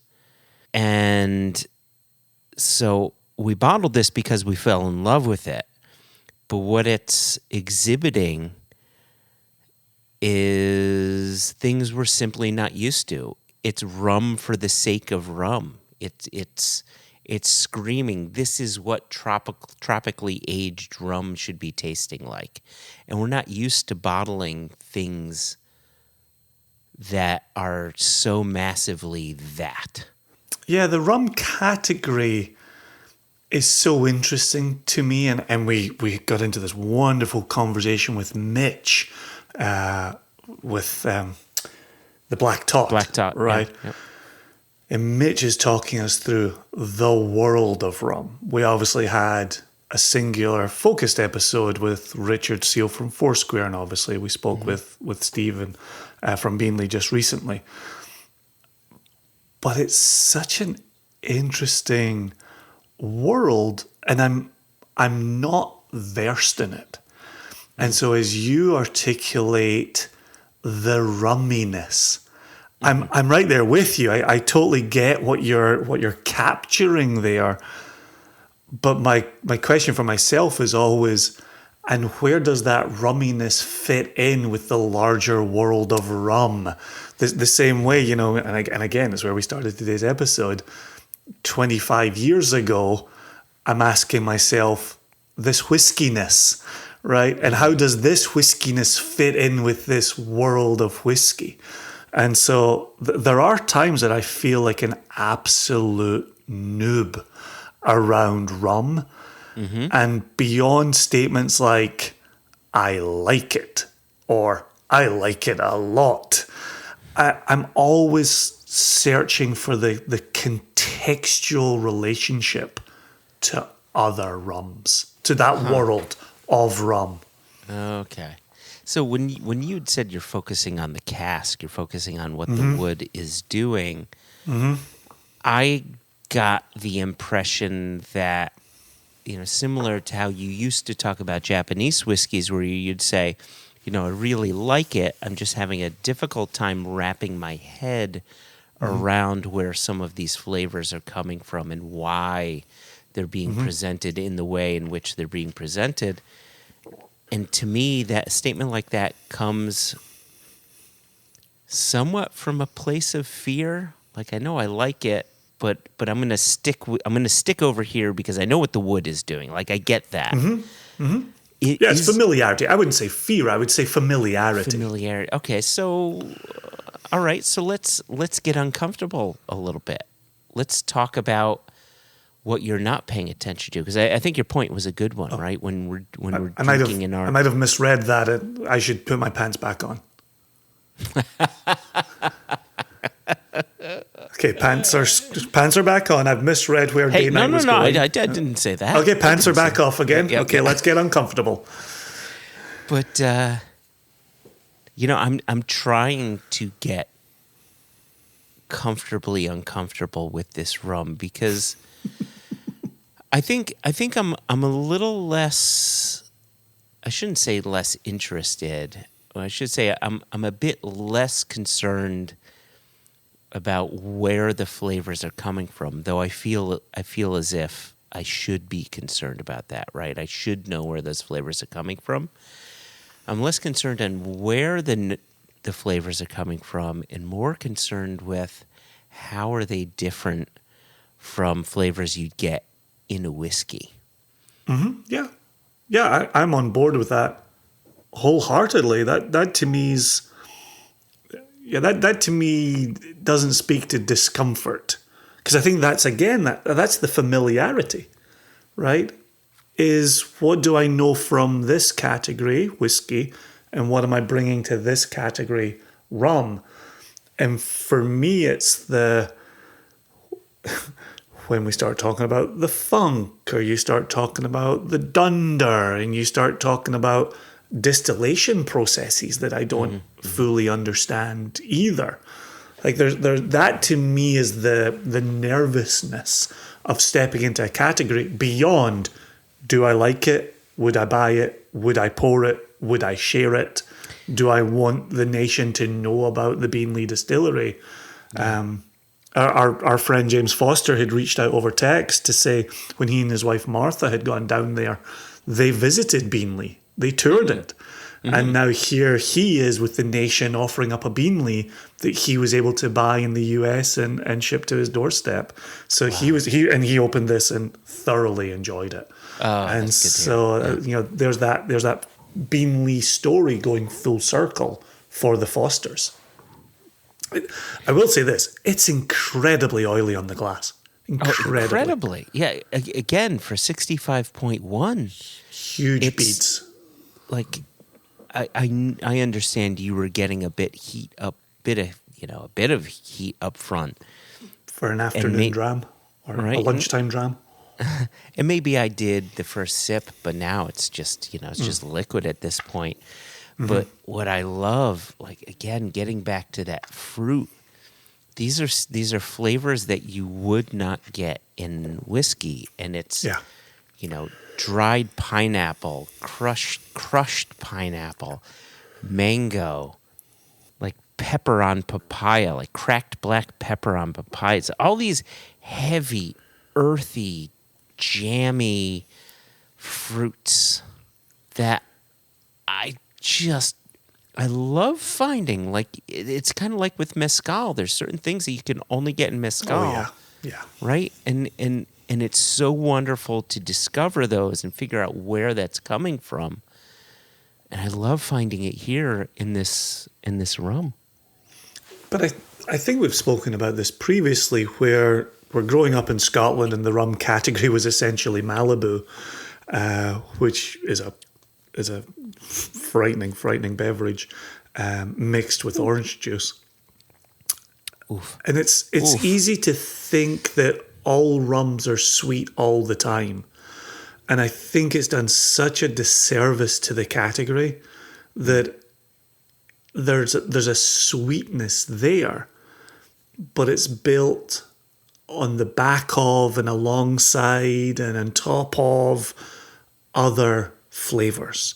And so just a second ago, when you were talking about the cracked pepper on pineapple, there's that tropical fruit sweetness, but the pepper connects it back to the wood, right? And I've got a ground grey pepper quality going on here. I've got a bitter chocolate quality going on here. The fact that you can have single cask, tropically aged rums that have such complexity and do speak to maturation, that's the part that I'm really fascinated by and that my palate goes in search of. And as I was saying in our lead into our own little impromptu date night here, is as I was sitting with my wife watching TV, there was a pour and a second pour and a third pour. And right now there's a sip and a second sip and a third sip, where I want to keep putting that unctuous texture across my palate, then allow it to dry out, to then put that unctuous texture and those sweeter tropical flavors back over my palate again. That to me is the fun of a drink like this. Yeah. One of the things that captured my attention when we were speaking with Steve Magary at Beanley was the fact that what we have here is some of that 2007 distillate, which has 2 different yeast types in there, so you're getting some heavier components going on. But what he had pointed out, and the label will say as such, the new Blacktop Master Blenders Reserve that has a bit of Beanley in there is from the same distillate, right? It's from what they were doing back in 2007, where they were playing with 2 different styles of yeast. Mm-hmm. And even though there was maybe 6 or 7% of Beanley in that Blacktop blend, Steve Magary said it, a ton of people who live on the other side of the pond in the UK who have had it say the Beanley's unmistakable. It just pops. It's so expressive and so attention grabbing. And the fact that we were able to bottle a cask of this highly expressive rum with the Single Cask Nation name on there, that it just, there's a certain level of pride there. That they would work with us and let us bottle something as special as this. 100%. What's interesting for me is one of the things that I really like about Black Tot, just standard release Black Tot, is it takes on this burnt brown sugar, almost becoming licorice quality to the back of the palate into the finish. Mm-hmm. And as you were sitting here talking, and I was just letting my last sip just kind of dry out, there was that burnt brown sugar. There was that licorice component happening in the back of the palate. Oh, yeah. It's just so deliciously complex, drying, rewarding. And I take another sip. Yeah, I can't say enough good things about this bottle. And sadly, there's only a few remaining, but at least by the time we've dropped this episode, there should still be some on the website. $150 a bottle. There you go. I'm glad I got 2 bottles for me, and I'm very happy about that. Did you really? I've only got 1. Do you really? I mean, I only have 1 too. When I said two, I meant I had 1 too. Oh, you meant also? I'm with you. Yeah. But so before the news segment gets completely taken over by the Beanley, there is a similar conversation to be had about a bottling we discussed in the last episode in the news segment, which is the Water of Life collaboration with what we're calling Wolf Island. Mm-hmm. And my bottle of that finally came in, and that's a retail release. These are purchases that you and I are making of our selections. Yep. I can't stop pouring it. And I had a friend come by the house over the weekend. The weather was so delightful. We actually sat out on the back deck and did some al fresco dramming, which was magnificent. Oh, but nice. The one that we kicked off with was Wolf Island. And up until that point, I'd been doing with the Wolf Island what we just talked about doing with the Beanley, which was one pour would lead to a second pour, would lead to a third pour. Mm-hmm. And when he came over the weekend, same thing.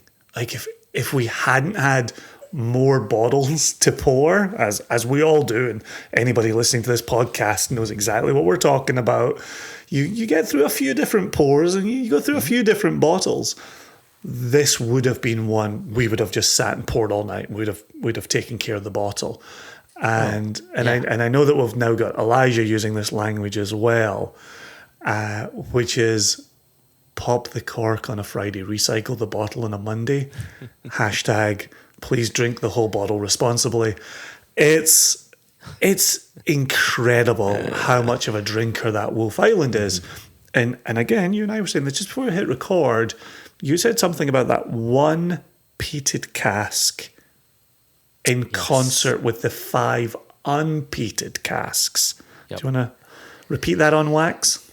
Well, the whiskey itself is so bright and inviting and fresh and almost refreshing. You know, there's something about, you know, mowing your lawn in the summer and having a Corona with lime that makes that the best thing in the world because it's so refreshing. This whiskey somehow has that refreshing quality to it. And if you just take a second out, all you need is a second to just pause and think about the fact that there is one peated cask in there. Because you wouldn't know it unless you really thought about it. But when you think about that, all of a sudden, the complexity of this whiskey jumps to 11 because now the earthiness is revealed. And now it's not just fresh. It's not just refreshing and bright. Now there's a bit of earthiness. There's something to ground you to that moment. That little bit of heft in the background does so much that if you think about it, it makes the overall drinking experience that much better. And if you don't think about it, well, that's okay. You're still having a great experience. But with that little nugget of knowledge, all of a sudden, the drinking experience becomes that much more. Yeah, your comment earlier was about the additional earthiness. Yeah, and it just felt like a plug, right? When you have the earth in a plug, and you're like, it's the thing that grounds it. It's the thing that connects it to the field, to the barley, to the harvest. Magical, absolutely magical. So, I think you and I are of a mind with this Wolf Island, and certainly my mate who came over during the weekend was of a mind as well. He's actually going to be spending the holiday season in Texas, and was asking if he'd be able to find it at Specs. And I said, I don't know. It's not part of my remit. But he is going to be looking for bottles of this in Texas to enjoy over the festive period with family. We wish him the best of luck in sourcing that wherever he finds himself or wherever you find yourself, dear listener. Final couple of comments in this news segment. US retail release number 8 continues to go out, state upon state. Feedback keeps coming back. Excellent selections. Very proud of us. On Rest of the World, release number 3, I know Jess is working her tail off. I know the orders are coming in across the UK for that to go into key stockists. Keep refreshing web pages. As soon as we know, we will share. I know it is going to start showing up in Sweden. I know it is going to start showing up in Germany and Israel. Jess continues to do her best with an incredibly difficult hand connected to Brexit and logistics and COVID and shipping. Deep breaths for everybody. Enjoy the whiskey when you see it. Brexit. I've heard of that. Never heard of it. Brand new information. COVID. What's that now? Nationwide lockdowns in Europe? No, thank you. Moving on. That's me for the news. Those were the few bits and bobs that I wanted to put in front of our listeners. And I think spending time with a rum from down there has been incredibly rewarding as well. Yeah, the only thing I'll say, to your mate here who's looking for the Wolf Island collaboration potentially in Texas, I think your point was a really good one, is that release number 8, retail release number 8, of which the Wolf Island Collaborative bottling is a part of, is only just starting to hit store shelves. And so just keep an eye out. You can always reach out to office@impexbev.com. And, if you need to find a bottling near you or a shop that can ship to you, they'll take care of that request. It's exciting. I'm seeing more and more of these bottlings popping up all around, and people are connecting with them. People are digging the whiskeys and the rum. The Apres rum is really turning heads. Eyeballs think are they rolling turned back into eyeballs. their head. And then, very final comment here. I know Greg and the team at the Water of Life film, they're in love with this collaborative bottling as well that they were a part of.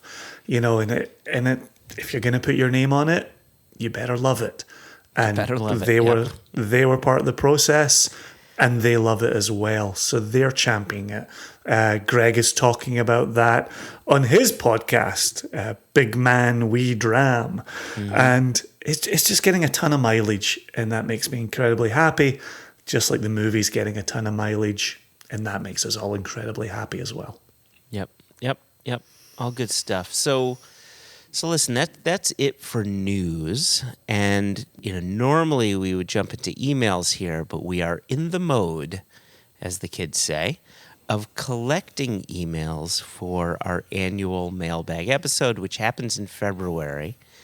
Now here we are, it's December 1, and we really would like, Jason, when do we want questions to come in by? January 30 is our traditional date. January has 31 days. January 30 is our tradition, probably based on a former Friday. We also crunched the numbers the other day, and the mailbag episode will be February 9 of 2022. There you go. So, yes. But as you say, I have started printing out emails for the mailbag episode. I'm going analog for that day's delivery. Listen, the trees around the world want to thank you for printing on one of their dead compatriots. 100% recycled paper in my printer. You're welcome. I thought of it. Don't you worry. I'm ahead. So go ahead and send us your emails for the mailbag episode. Again, Sorry. Oh, that's a Vino-Seal. That's a Vino-Seal coming off of a Wolf Island bottle. Sorry. Well done, you. Ignore me. Ignore me. I'm not here doing this. Send us in a whiskey-related question, a personal question, anything that you would want to ask. We will see about answering it. You could reach out to us, questions@onenationunderwhiskey.com. You could tweet at us at OneNationWhiskey. You could Instagram us at OneNationUnderWhiskey, or you can find us on Facebook. Just do a search for One Nation Under Whiskey. And of course, Jason, is whiskey, do we ever spell whiskey with an E? Never. Take all your E's, gather them up, take them to a club in the 90s and the early 2000s, sell them to the 18-year-olds. Yeah. So spell the whiskey without the E. I have no idea what you just said, but we'll just move on. And E's are good. Is Ebenezer good? Clubbing Ebenezer anthem, good? late 90s, What? early 2000s. Ecstasy, Joshua. We're talking about ecstasy. All the kids and their ecstasies at their raves and their acid parties. Oh, you're talking about the drug ecstasy and E. Known as E among the kids. Okay. So do that. Listen to some Prodigy. I don't know. Right, exactly. Prodigy, What else? man. What else do you do when you're high on ecstasy? What does one do when they're high on ecstasy, Jason? Drink a lot of water because it will dehydrate you like nobody's business. Yeah. So hydrate. Tell the people you're with how much you love them. Be tactile. Tactile is encouraged. Okay, as in touch people. In Today's not in a- climate, Josh, yeah. I tell you, you're starting to make me feel uncomfortable. I'm going to put my pants back on. This is... yeah, you touch them up. You rub their arm or you gently caress their face. Come on, man. Okay, so do you have a whistle? Do you need a whistle to take E? I think so. Or I actually, for the longest time, believed that every E sold came with a whistle. Like a Happy Meal. McDonald's will be fine with us connecting Happy Meals and ecstasy, right? This isn't going to be a problem. Should we put this in front of legal? Yeah, they're not litigious at all. No, I think we're safe here. Yeah. Maybe a few beeps in what I just said 30 seconds ago. Or it might end up on the cutting room floor, which would be perfectly fine too. Oh, Jason, it has been a treat hanging with you, talking with you. I think we have brought in December in a fine manner. And now my eyeballs are on December 15, the dropping of our world single malt conversation for the year. My eyes are on December 6th, which is, as we know, the most important date in the Gregorian calendar. It has taken on the importance of December 25th for some people. You're not wrong, at least for one person. Sweet Scott? Yeah, two people. There you go. You're right. Yeah, I'd like to wish Chris Sweet Scott Hallstrom a very early birthday on December 6th. Happy birthday. I'd like to wish you a birthday. And I'm sure Chris Sweet Scott Hallstrom would like to wish you an early happy birthday for the same date. Oh, what a guy. And Raj Sabarwal, who has been on the podcast before, He has? Listen, if you're living in America and you've enjoyed Amrut at any point in your life, or Five Lions, Vive Lyon, Waterford, you can thank this gentleman, this absolutely lovely person who also shares a December 6th birthday. He is most definitely a mensch on the bench. Mm-hmm. All right, Jason, it has been really real. The realest of the real. Enjoy the rest of Hanukkah and your birthday. As well. Yeah. And listeners, we will have another One Nation Under Whiskey, December 15. Until then, I bid you adieu. I bid you a jaunt.